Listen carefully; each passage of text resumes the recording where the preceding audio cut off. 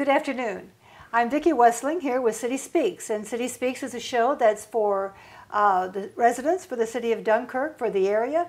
It is Mayor Rosa's vision to make sure that everyone in the city of Dunkirk is aware of what's going on in our city hall, in our administration, and in our county.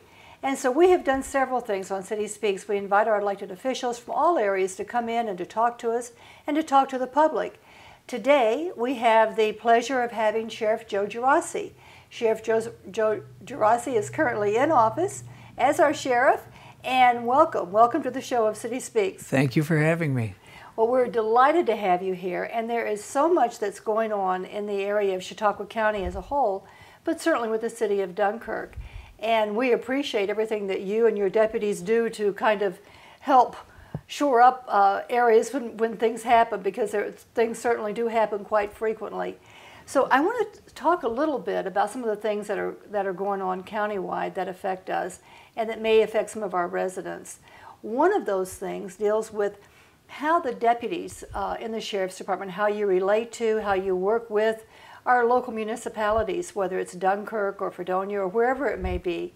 So tell me a little bit about how you work on developing and building those relationships. Well, we have tremendous relationships with all the law enforcement agencies in the county.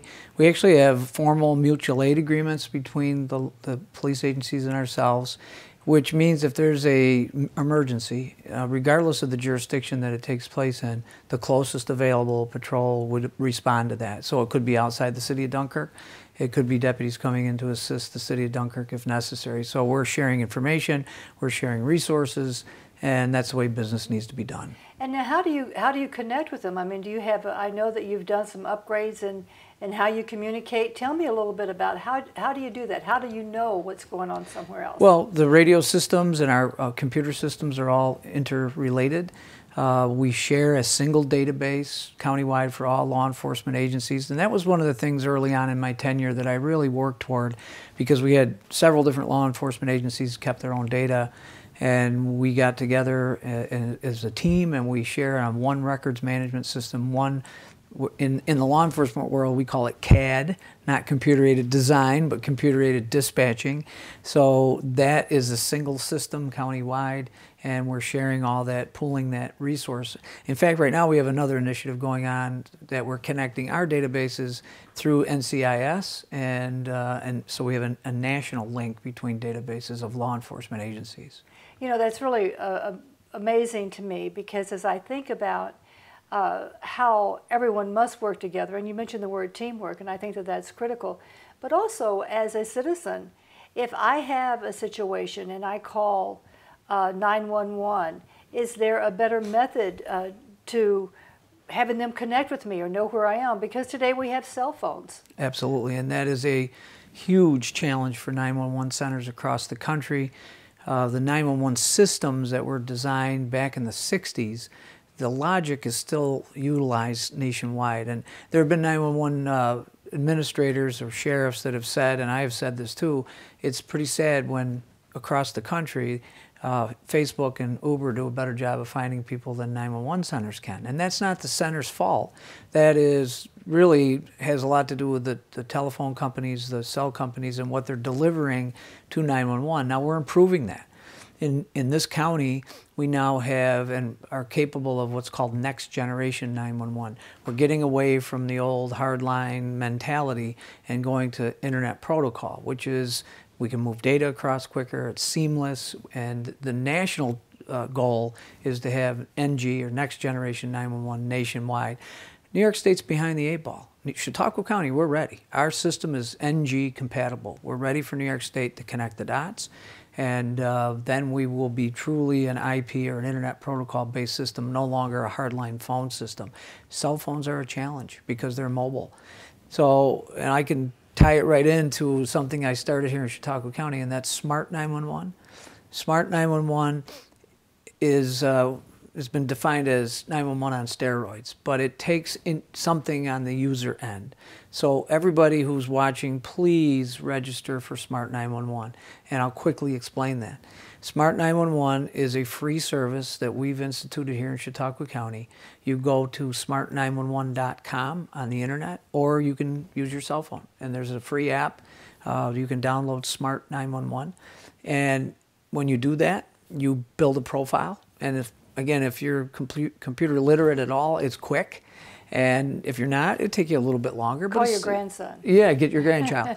But it's simple, and you put in as much information as you want the dispatchers to have if you need to call 911. Now, many of us think, I'll never have to call 911, but unfortunately, we might have to. So what do you want the dispatcher to know?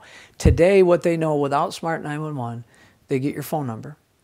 They get the tower site that your cell phone is transmitting off of, and sometimes they get the geographic location in longitude and latitude, then they have to map that, and it's accurate within about 150 meters.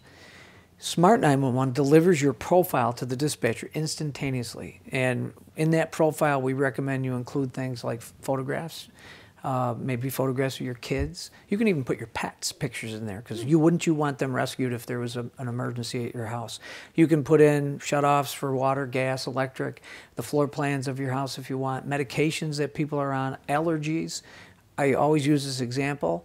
My older daughter is allergic to penicillin. She's allergic to bee stings. Wouldn't I want the dispatcher to know that if she was unable to speak at the end of a 911 call? They would know it instantaneously. Of course, we have a Smart 911 profile. A missing child, a wandering memory-impaired adult, we can get their picture out to patrol instantaneously from Smart 911.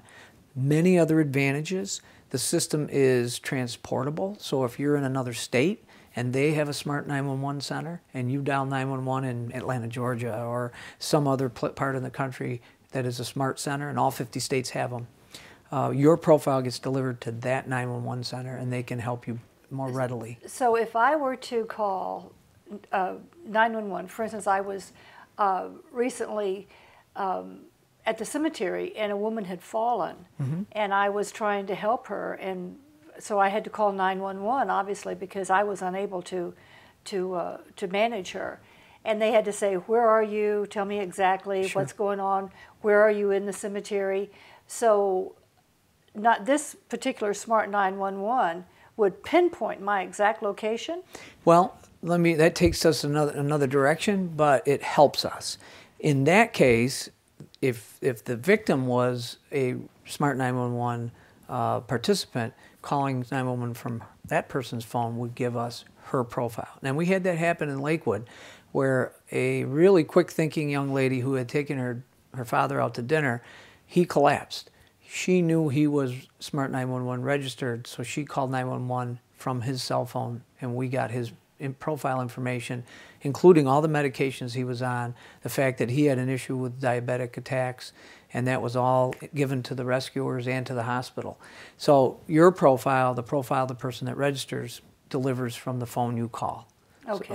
So if you call on your phone, we're going to get your profile. If you call on theirs, we'll get their profile. Okay. But the pinpointing, something's exciting. This is exciting to me as a 911 guru. Now Apple has taken the reins, and Google is soon to follow, because we are not getting the information that we should from callers, location information. So with the operating system iOS 12 now, through something called Rapid SOS and Smart 911, we're getting the same data, location data, to us at the 911 center that Facebook would get, that Uber would get. So that's where we want to be, so we can pinpoint accuracy, get to people instantly, and we're getting there, and we're ahead of the 8-ball, or the curveball rather. Well, it sounds exciting, and hopefully I won't ever need it. Yeah, I hope you never need. But, yeah. but I'll download that. Sure. That's great. I want everybody to see a picture of Sam. Well, there's so many more features for Smart 911 that it does help us with location information. Something else that's really helpful to law enforcement. If someone were to call 911 right now and somebody took their phone away and hung up, we could no longer track that phone. But with Smart 911, if someone calls 911 and they're interrupted, we can continue to track that call, that phone, if it's on the move, until we terminate the call.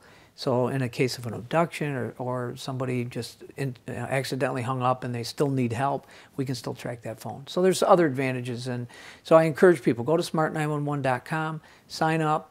We can't search the data, so don't think, well, this is very confidential information. We can't search it. We can't see it. The only time we see it is when you dial 911. That profile shows up on the screen. And so now you mentioned confidentiality, and that is critical because It people is. worry about that. You know, with all of the stories, I mean, every day we hear about somebody's identity being stolen or these things happening. So once that database, once that information is put into the database, you can't search it, but how is it protected from someone coming in and hacking it? Well, number one, the data that's there isn't the kind of data that an identity thief could use. We don't ask your social security number. You know, they do want you to put in date of birth so the dispatcher knows your age. But it's stored in a secure database in actually in the state of Massachusetts. Could it be hacked? Well, I can't say that it can't. The Pentagon gets hacked, for crying out loud. But what's in there, it's really not of interest to a hacker. They're not going to get financial information from it. They're not going to get the 3 pieces of information an identity thief needs to steal your identity. What's more important is 911 gets it in the time of an emergency. Now, how does this work with the alert system, where when we have a flood or we have weather warnings or there's an abduction in the area? What kind of system do we have in place for that that's countywide? Well, right now we use, through my office and the Office of Emergency Services, we use what's called New York Alert. New York Alert is a statewide system. Again, you can go onto the New York Alert website and sign up for notifications. And I encourage you to do that for sure. And that way you can choose, okay, what do I want to be notified about? And then you can pick each category. You might want to know what, weather conditions on, roadways, or I want to be alerted about natural disaster or road closings.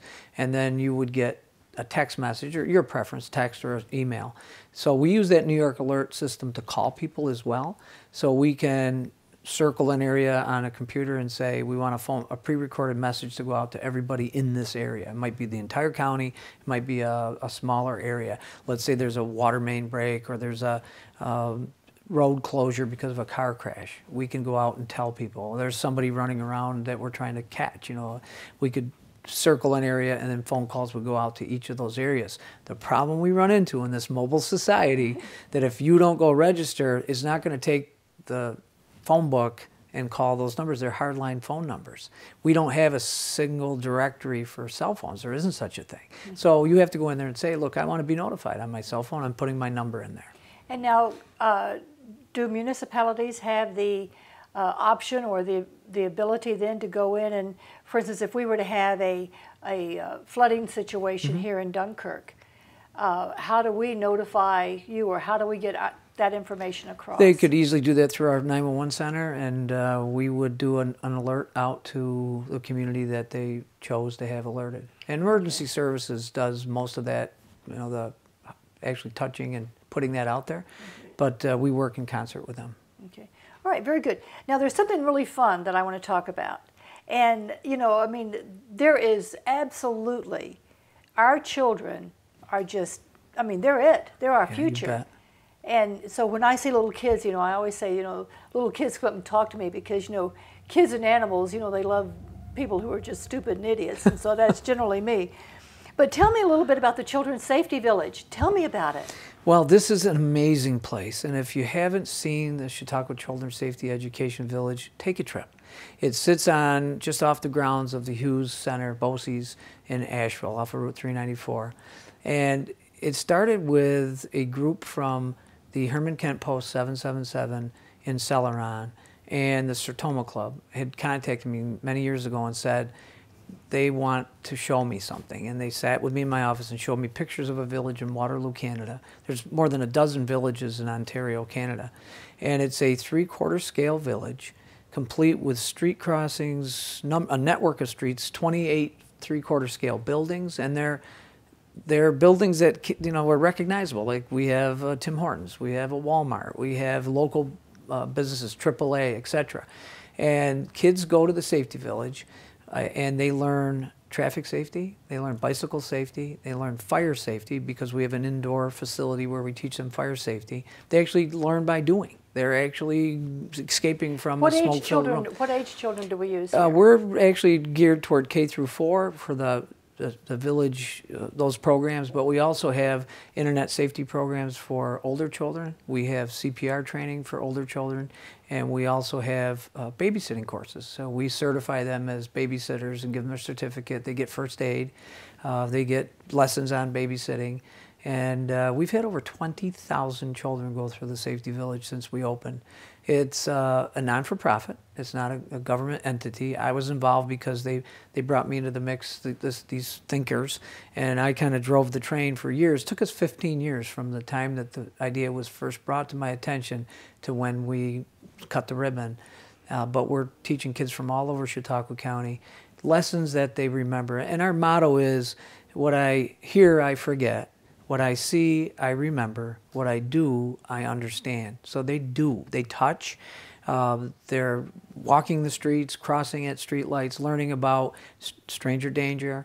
They're learning about bicycle safety, how to wear their helmet, fitting helmets.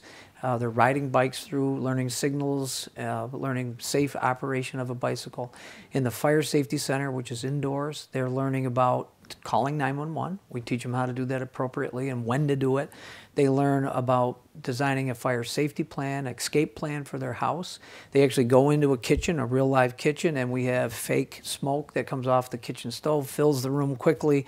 They learn to get on their hands and knees and crawl out of that room into another room, shut the door, which is a bedroom, and cover the crack of the door with a blanket or whatever they can find in the room. And then they learn to touch the door. The door heats up because it's electronically controlled. And they now can't go out that door because they've been told that means there's fire outside that door. And they escape through a window on a rope ladder down a half a story, which is monitored by safety instructors. Then they go home and do a safety plan with mom and dad, an escape plan. So they're ready if there's a fire at their house. And these are lessons that can change people's lives to the better. And now we're going to include a small clip of the Safety Village for people to see at the end of the show. But what are the parameters that a child must meet in order to become a participant at the Safety Village? Well, we actually gear it toward the schools, and we have schools that we reach out to, and they reach out to us every year, and we bring classes of schools to the Safety Village, and depending on their age, it would affect the curriculum that they're receiving. We have little electric cars that the kids drive around the village. Now we're not teaching them to be drivers. We're teaching them to be backseat drivers. So they're learning, the road, lessons about how road traffic works, but they're having fun while they're doing it. So they learn about stopping and looking both ways. And we do the same with pedestrian. They walk the village. We have a railroad crossing, so they actually go and learn about train safety. That's really important in the northern part of the county where we have active train tracks. And so they're getting a little bit of lessons on a lot of things, but we're doing it through the schools. We do special groups too. We do homeschool groups who make appointments to come up to meet with us, or a group of kids who may not have been made to be able to go through their public school. We do the private schools as well. Well, it sounds really wonderful, and things are going around in my mind now. I'm thinking, gosh, we need some brochures on this. We need to get this stuff out because we have kids who need to learn these things. So I think that's great. I want to switch topics here for a second and talk about something that's happening not just in the city of Dunkirk or the village of Fredonia or Chautauqua County or even just the state of New York. I want to talk about the opioid crisis that's going on.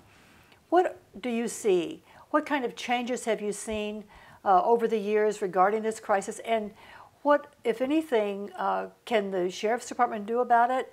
Or what have you done about it, and how is it impacting your daily life? Well, it's impacting us across the nation, and actually it's not just a United States issue, it's an international issue.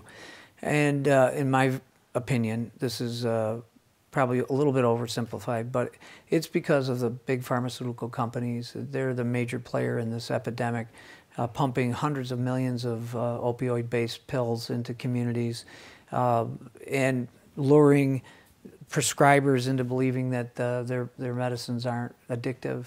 But we're facing it. We're not immune to it. So from the Sheriff's Office and law enforcement perspective, we look at this as a supply and demand issue. The supply side is what we're going after with law enforcement, the Southern Tier Regional Drug Task Force, which is a cooperative effort between the City of Dunkirk Police and the Sheriff's Office.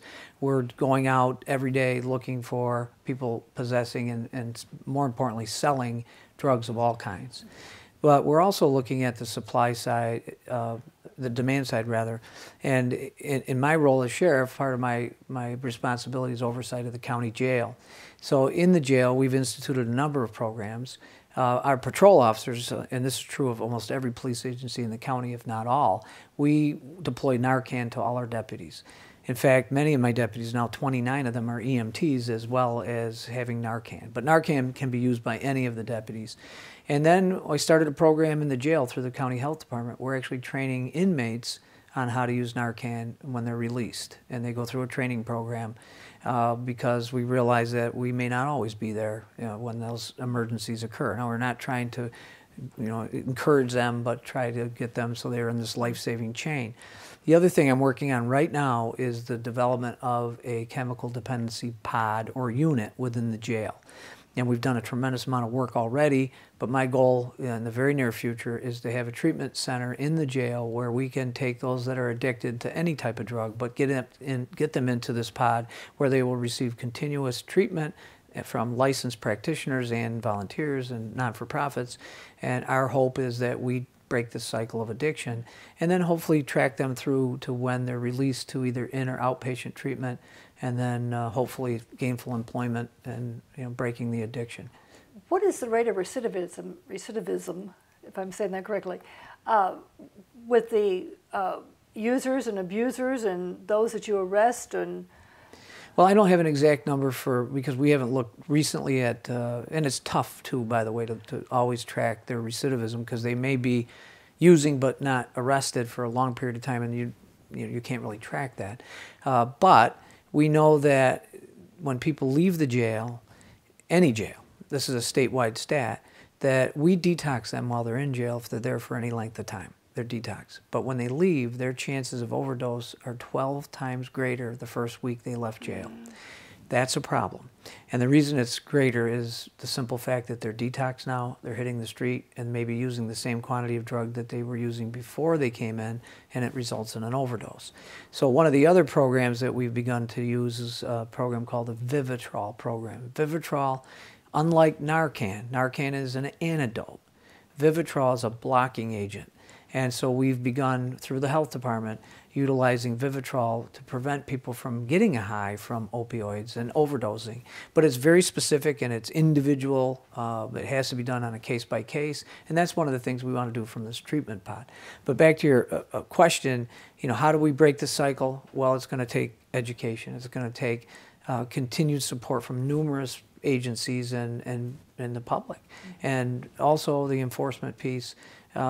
We'll get out of this. It's just going to take some time. Now, do the deputies or the Sheriff's Department, do you go out to the schools and talk with the young people in school about the challenges of addiction, the kinds of things that they're going to be facing? We do, and one of the areas that we do that most is through our school resource officers, and I know many of the schools throughout the county have school resource officers who do coursework, classes on a number of issues, but that being one of them. But there's other players in this arena besides law enforcement that can be helpful as well in the education piece. Have you seen more of this than what you saw when you first became involved as a sheriff? I mean, does it seem like that it's exploding the way that we hear about in the news? It did, and I think the latest data we've seen as far as overdose, it is starting a decline, which is a real positive. So I believe that through education, and not just education of the public, education of our medical practitioners too has been important, because they were given, in some cases, a line from some of these pharmaceutical companies about the impact of these drugs. So I'm seeing it personally with my own dentist saying, you don't really need this, but I can prescribe it for you if you want. No, they're getting, it's a community solution. What are some of the basic signs that parents and family members should look for when they see these things or they believe that there may be something happening with someone they love, one of their children or family member or friend, what are some of the basic signs they should be looking at? Well, depending on the drug that we're talking about, because it's different for different drugs. But if we're talking about the opioid-based drugs, they're more lethargic. They start paying less attention to their personal grooming. They may be want to be by themselves more. They'll become quickly needing money, and so theft, things missing. You're wondering where that money went in my purse. Those are some of the signs. Obviously, obvious things would be finding paraphernalia. But changing behavior as a parent, we need to pay attention to that for a number of reasons. It might not be drug related, but any significant change in behavior should attract our attention. And kids are smart. They are. I mean, and they are they think of things that I wouldn't even think of. And at one point I was teaching high school, and I had a young student, 9th grade, who was using drugs. And I found out, and so we're doing this intervention, and I said to her, where are these? They had gone into her house, and she said, well, I'll show you. And she had lifted the carpet, and it had them tucked underneath the carpet. So kids are smart. They are. And if you're, the recommendation I give to parents and grandparents, if you are, lawfully prescribed controlled substances, you have a responsibility to control those things and count them, keep track of them. Because a lot of kids that start the road down to might end up with a heroin addiction started with legal prescription drugs prescribed to somebody else that they got in their hands. So if you have those kinds of prescriptions, make sure that they're secure and keep track of how many you have. So if they're starting to disappear, you understand there may be a problem. And then use the pill take back days and the drop boxes that the police department has here in the city. We have one in Silver Creek and one at the sheriff's office in Mayville. I know Fredonia. We have one in Dunkirk, yes. Yeah, there are, all the police agencies in the county now have drug drop-off points that no questions asked, safely dispose of them, and then we will environmentally safely dispose of them. And I hear more and more, it seems like that almost every week there is another drug bust, an amphetamine clinic. This one's doing this in this house or that house. So it must really keep you busy. It does, and we ask people to keep us informed of suspicious activity in their neighborhoods, and it doesn't mean we're going to instantaneously be able to go in there and change things, but we'll begin investigating that. But we need the public's help all the time. What kinds of things are happening now within the department, within the county, that you think that the public should be aware of, that we need to be more vigilant or more at least in tune to what's going on? How can we help you? Well, you just said it. Being in tune with what's going on in your neighborhoods, in your daily lives. If you see something that isn't right, don't keep it to yourself. That's what we're out there for. If you see something, say something is the term, and that relates to illegal drug activity, maybe somebody that's suspicious in the neighborhood that's casing houses. It leads to our big issue of homeland security as well. We get information from the public because they're our eyes and ears and our partners in law enforcement and public safety. Well, and I know our DPW director, Randy Woodbury, who has just absolutely, when it comes to the city of Dunkirk, he is out there. He knows every inch of this city. And he made a comment recently. He said, every resident in this city is one of my deputies. So if you see something, let me know. I can't be everywhere. And that's what, I've heard our Chief Ortolano said the same thing. And I'm hearing you say that as well. But it's difficult. It's difficult to come forward and say, hey, I think my kid's doing this, or gee, the people across the street are my really good friends, but I think, how do we break that sense of apprehension, or that sense of I don't want to be a rat, I don't want to be a tattletale, I don't want to be a nuisance? Well, I think some of that comes from, it's not so much the personal contact, family member, etc. It's that it's easier just to turn your cheek to it and not get involved. But then if something does happen, when you have that guilty conscience. So I would say, if it doesn't look right, it's better to be on the safe side than the sorry side. You have an excellent police department here. Confide in them and give them the information that they need. Yeah. Well, thank you for saying that, because I think we do as well. I think our chief is just the absolute best. We're going to end the show. We're going to show a clip of the Children's Safety Village. We're going to talk about the Smart 911. Go in, sign up, smart911.com. Correct. Download it, make sure that we know what's going on there. And Sheriff Gerace, thank you so much. We really appreciate you coming in. I know it's not easy because it's a busy, busy time for everybody, but thank you. And there again, City Speaks is for you. It's a show that is the vision of Mayor Rosas. Mayor Rosas believes in transparency, not just within his administration, but throughout the city of Dunkirk and throughout the county. So look for more elected officials to sit in this seat. If you have any questions, any comments, any concerns, send them to me. Vicki Westling, City Hall, 342 Central Avenue, Dunkirk, New York, 14048. You may email me at vwestling@cityofdunkirk.com. Call me direct, 363-6888. And thank you for watching City Speaks, and have a great day.